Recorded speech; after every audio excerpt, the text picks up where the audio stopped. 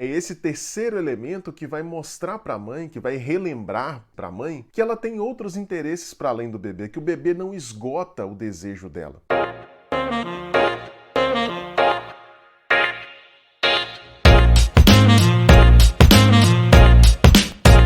Olá pessoal, nesse vídeo eu quero comentar uma diferenciação feita dentro da teoria lacaniana na psicanálise entre três dimensões do pai: pai real, pai imaginário e pai simbólico. Desde o início aqui do vídeo eu quero assinalar, quero enfatizar, melhor dizendo, que essa é uma interpretação minha desses três conceitos. Outros autores podem interpretar de maneira diferente, visto que a obra lacaniana ela dá margem a interpretações diferentes, a múltiplas interpretações, já que o Lacan não se expressava da forma mais didática e clara do mundo. Vamos começar pelo pai imaginário. Quando a gente fala de imaginário, a gente é remetido imediatamente para a ideia de imagem. Então, quando a gente fala de pai imaginário, nós estamos nos referindo à imagem que nós temos do nosso pai. Perceba que eu não estou me referindo exatamente ao pai em si, mas à imagem que nós temos do pai. Por que eu faço questão de enfatizar esse ponto? Porque a imagem que a gente tem de uma pessoa, ela é fruto da nossa interação com essa pessoa, mas é fruto principalmente da construção ativa que a gente faz na nossa cabeça dessa pessoa. Então, a imagem não necessariamente corresponde àquilo que a pessoa de fato é, né? Então eu posso, por exemplo, ter a imagem do meu pai como uma pessoa muito agressiva, muito dominadora, muito violenta. E não necessariamente ele é assim no real. Essa é a imagem que eu tenho dele. Mas por que é importante prestar atenção nesse pai imaginário, nessa imagem que eu tenho do meu pai? É importante porque nós não nos relacionamos com as pessoas a partir do que elas são na realidade, mas justamente a partir das imagens que nós produzimos a respeito delas. Então, se na minha cabeça o meu pai era muito agressivo, muito violento, é com esse pai que eu estou me relacionando no final das contas. Não é com o pai real, o pai que está para além dessa imagem. É com a imagem do meu pai. Né? E essa imagem ela vai ter consequências na minha vida. Ela vai gerar determinados efeitos nas minhas escolhas amorosas, vai gerar determinados efeitos na minha relação com as pessoas na vida profissional, na vida pessoal, etc. Né? Então eu posso ter uma imagem do pai como agressivo, posso ter a imagem de repente do pai como um sujeito fraco, inseguro, impotente, mas é importante deixar claro, essa imagem do pai é a imagem que eu construí. Não se trata de um delírio, né? Porque não é uma imagem feita a partir do nada. É uma imagem baseada em fatos reais, né? Muito provavelmente, para construir a imagem de um pai violento, eu me baseei em certos eventos que aconteceram efetivamente. Para criar a imagem de um pai inseguro, fraco, eu me baseei em certas coisas que eu observei ali no comportamento do meu pai, na relação do meu pai com a minha mãe, etc. Né? Então não é uma construção delirante, mas é uma construção fantasística. Fantasística porque não se trata exatamente do real. O pai real, ele está para além dessa imagem que eu criei. Só que o problema é que eu não me relaciono com o pai real. Eu me relaciono com o pai imaginário. É esse pai imaginário que vai povoar as minhas fantasias e que vai estar, de alguma forma, relacionado aos meus sintomas, às minhas formas de sofrimento, às minhas escolhas amorosas, profissionais, etc. Mas eu quero me focar aqui nesse vídeo, falar um pouco mais extensamente do pai simbólico, porque o pai simbólico ele vai ser determinante para a nossa estruturação psíquica. E o que é o pai simbólico? O pai simbólico ele não é nenhuma pessoa real, ok? Então, o pai simbólico não necessariamente vai ser aquela pessoa que gerou você, ok? Esse não é o pai simbólico, esse é o pai de carne e osso, né? É o pai real, ok? Não é essa pessoa. O pai simbólico também não é a imagem que você construiu a respeito do seu pai, não é o pai imaginário, portanto, ok? O que será o pai simbólico? O pai simbólico será uma função.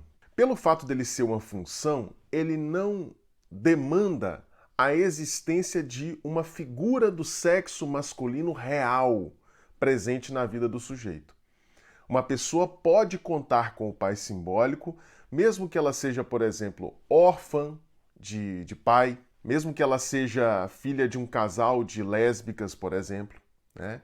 Mesmo assim, essa pessoa pode contar com o pai simbólico, porque ele é uma função.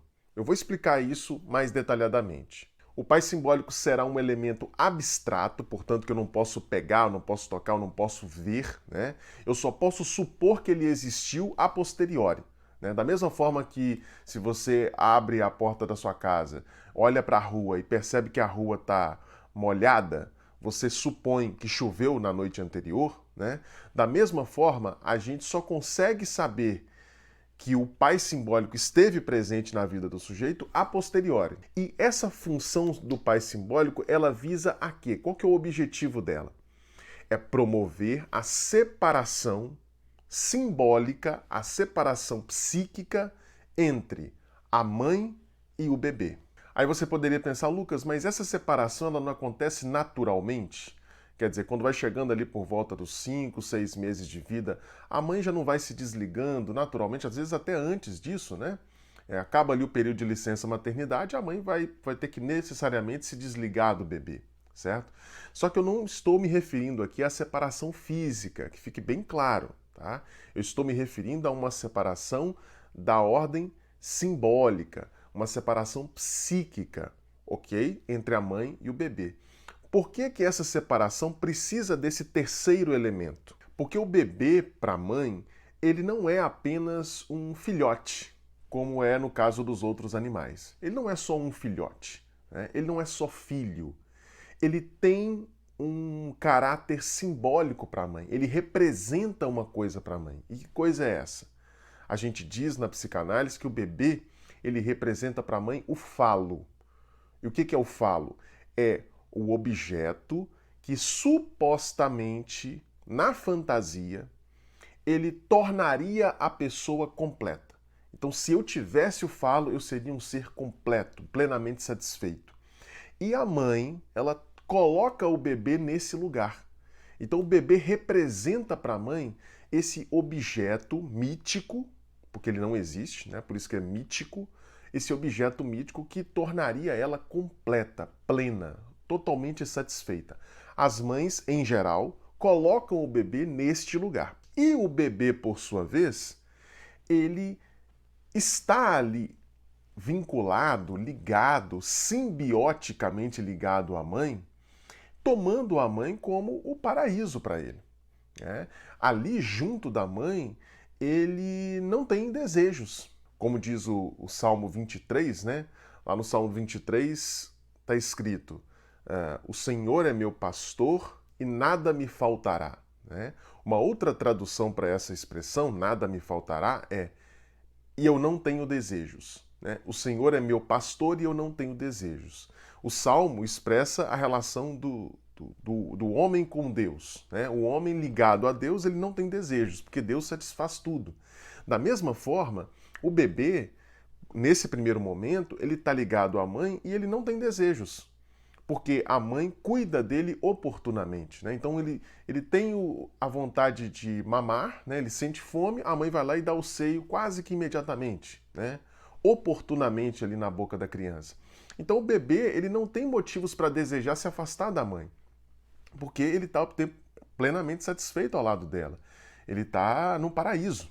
Então é preciso que intervenha um terceiro elemento nessa relação dessa dupla mãe-bebê. Se o pai, que vai ser o pai simbólico, não intervém nessa relação entre mãe e bebê, a mãe e o bebê continuam nesse estado simbiótico, nesse estado que ao mesmo tempo é mortífero, né? Porque o bebê não tem a oportunidade de crescer, porque ele só vai conseguir crescer se afastando da mãe, e ao mesmo tempo a mãe perde a oportunidade de continuar vivendo a sua vida, porque ela vai ficar o tempo todo ali, né, só vinculada ao seu bebê. Então, é esse terceiro elemento, que é o pai simbólico, que vai levar a mãe ao reconhecimento de que, na verdade, ela tomou o bebê no lugar de falo, ela colocou o bebê nesse lugar, só que o bebê não ocupa completamente o lugar de falo. É esse terceiro elemento que vai mostrar para a mãe, que vai relembrar para a mãe, que ela tem outros interesses para além do bebê, que o bebê não esgota o desejo dela. Então ela vai procurar outras coisas, ela vai voltar a procurar outras coisas, né? E aí vai, portanto, se afastar do bebê.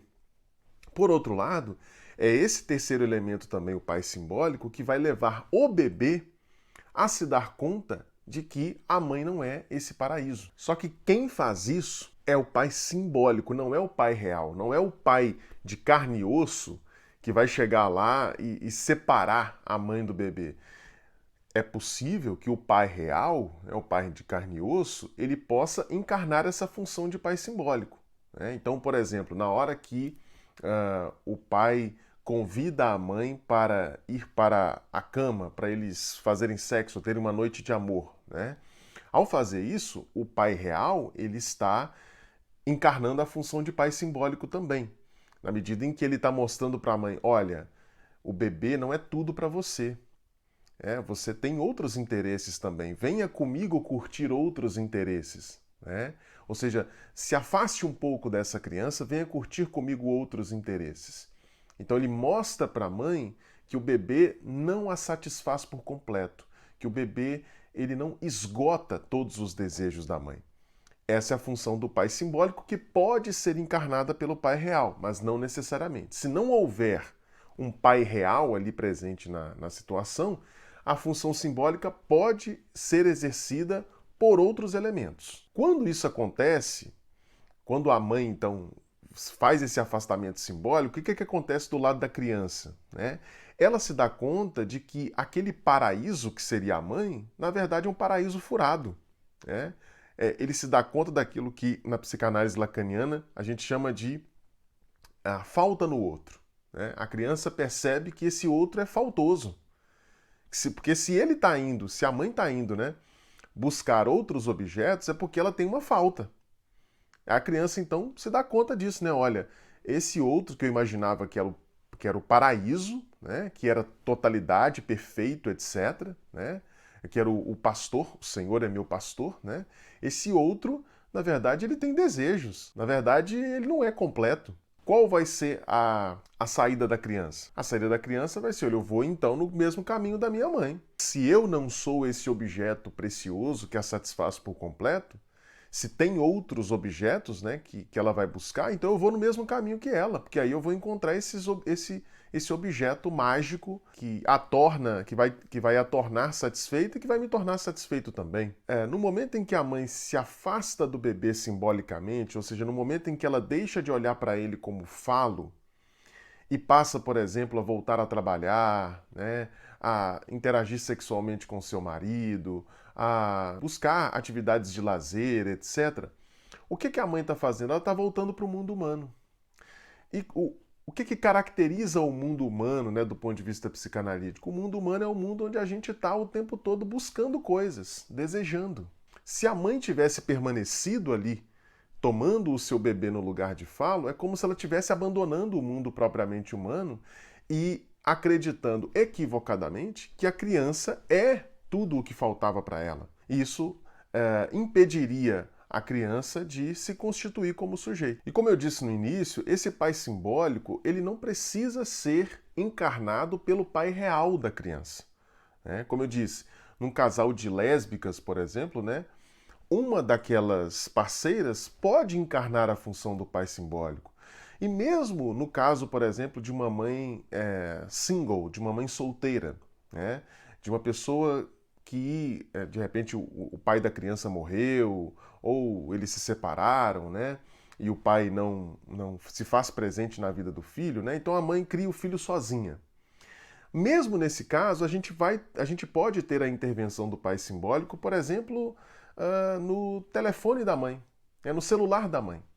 Quer dizer, na hora que ela recebe uma mensagem de outras pessoas, na hora que ela recebe uma ligação do patrão no trabalho, né? Ou seja, na hora que o mundo chama essa mãe, né, para se desvincular do seu bebê e ir fazer outras coisas, a gente tem ali a função do pai simbólico. O pai simbólico, portanto, é o mundo chamando. É o mundo propriamente humano chamando a mãe e dizendo: olha, o bebê não é tudo para você. Esse bebê não encarna para você a função do falo completamente. Volte para desejar outras coisas. É esse o recado do pai simbólico, que pode ser sustentado, suportado, encarnado por diversos elementos, pelo avô, pelo tio, né? Ou, como eu disse, pelo celular, né? Pelo celular da mãe. Então, espero que tenha ficado clara para você essa diferenciação entre pai real, pai imaginário, pai simbólico. Recapitulando, o pai imaginário é a construção mais ou menos fantasística que a gente faz do nosso pai, né? A imagem que a gente constrói a respeito do nosso pai. O pai simbólico, por sua vez, é uma função que não precisa da existência de um pai real para ser exercida. Pode ser exercida por qualquer elemento que chame a mãe de volta para o mundo. Que diga para a mãe: mãe, esse menino, essa menina, esse bebê não é tudo para você. Você sabe que não é tudo para você. Você sabe que você continua sendo desejante, que você continua sendo faltosa. Então volte para o mundo para continuar desejando e libere essa criança para que ela também possa desejar. Essa é a função do pai simbólico. Bom, se você gostou dessa explicação, se você gosta de psicanálise, eu gostaria de convidar você para fazer parte da nossa Confraria Analítica. A Confraria é uma comunidade online que eu criei, voltada exclusivamente para o estudo da psicanálise, da teoria psicanalítica, né? Lá, o que acontece? Toda semana, toda segunda-feira, às 8 horas da noite, eu ministro uma aula ao vivo. Uma aula ao vivo. E essa aula fica gravada. Nós já vamos agora, se você estiver assistindo esse vídeo na data de publicação, nós vamos para a nossa 15ª aula. E nós estamos, nesse momento, estudando as 5 lições de psicanálise de Freud e logo mais começaremos a estudar o caso Dora.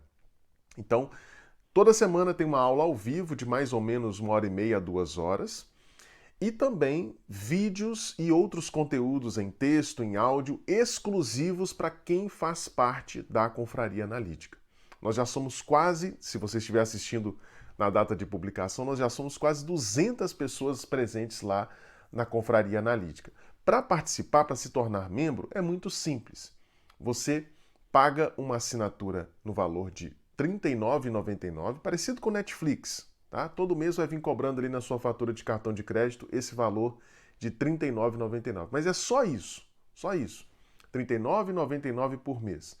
E você se torna membro e passa a ter acesso às aulas ao vivo, aos conteúdos extras que eu publico lá na confraria e as gravações de todas as aulas. É muito material mesmo, gente, por um valor muito pequeno.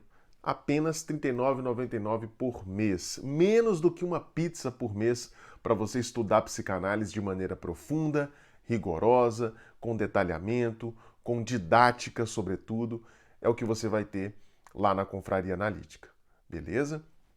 E também quero convidar você a adquirir os meus e-books. Eu escrevi 2 e-books no ano passado, em 2020.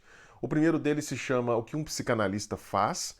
Nesse e-book eu explico como se dá a interação entre psicanalista e paciente, o que acontece numa análise, quais são os objetivos do tratamento psicanalítico, o que o paciente faz, o que o psicanalista faz. Tudo isso você vai encontrar neste e-book O que um psicanalista faz, que está disponível no link que eu vou deixar aqui embaixo para você, tá? E o segundo e-book é praticamente um curso de introdução à teoria psicanalítica. Chama-se Psicanálise em Humanês, 16 conceitos psicanalíticos cruciais explicados de maneira fácil, clara e didática. Nesse livro, você vai encontrar conceitos como complexo de Édipo, superego, objeto A, grande outro, objeto transicional e inúmeros outros conceitos da psicanálise explicados de uma maneira extremamente simples e didática, de uma maneira que você nunca viu. Então, se você quer adquirir esse e-book, que é praticamente um curso de introdução à teoria psicanalítica, clique no link que vai estar aqui embaixo para você. O link da confraria, para você assinar a confraria, também vai estar aqui embaixo. Beleza? Bom, se você gostou desse vídeo, acha que ele pode ser útil para outras pessoas, compartilhe. Não fique com a informação só para você. Mande aí nos seus grupos de WhatsApp, mande lá no Instagram, no Facebook. Um grande abraço e até o próximo vídeo.